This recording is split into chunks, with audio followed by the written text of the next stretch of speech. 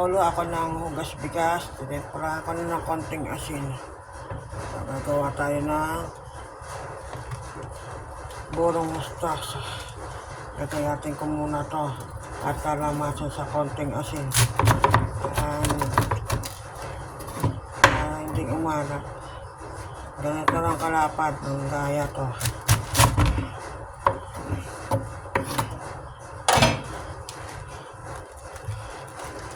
Gusto ko ng burong mustasa. Kahit isda lang ulam mo, pwedeng partner ito.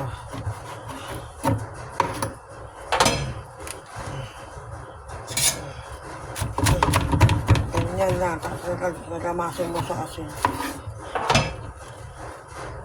Okay.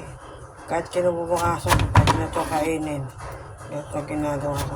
Gusto ng anak ko.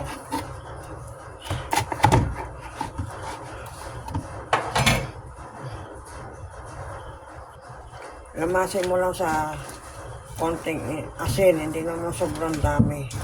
Ayan, hindi lang paggawa ng burong mustasa. Ipat natin ito. Para makita niyan. Ayan. Konting asin lang, huwag masyadong madami. Baka umalat ang buro.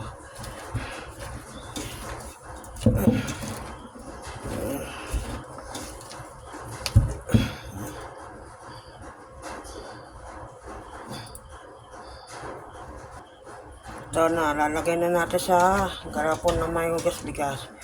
Hindi ko na masyadong nilamas para crunchy pag kinain.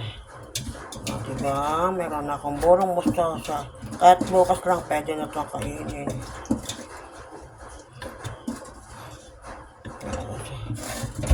Kinis naman ito sa muna pinagklamasan.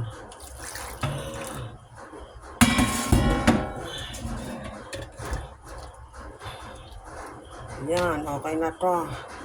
Meron akong burong mustasa. Takpan na natin. At bukas pwede na yung kainin. Okay, alright.